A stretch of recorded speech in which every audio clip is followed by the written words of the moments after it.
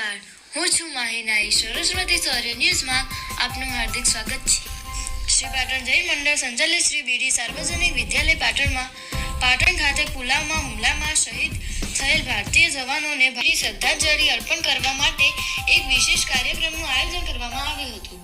કાર્યક્રમની શરૂઆત શાળાના પ્રાંગણમાં શહીદોની સ્મૃતિમાં 2 મિનિટનું મૌન પાળીને કરવામાં આવી. ત્યારબાદ વિદ્યાર્થીઓએ દેશભક્તિ ગીતો દ્વારા શહીદોના બલિદાનને યાદ કર્યું.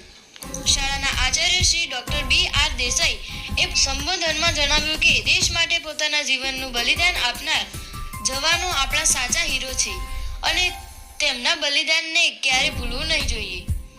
શિક્ષકશ્રીઓએ પણ વિદ્યાર્થીઓને દેશપ્રેમ, એકતા અને કર્તવ્ય નિષ્ઠા અંગે માર્ગદર્શન આપ્યું અને શહીદોના આદર્શોને જીવનમાં ઉતારવા માટે પ્રેરણા આપી. વિદ્યાર્થીઓએ હાથમાં દીવા અને ફૂલ લઈને શહીદોની તસવીરો સામે નમન કરીને તેમની આત્માને શાંતિ મળે તેવી પ્રાર્થના કરી.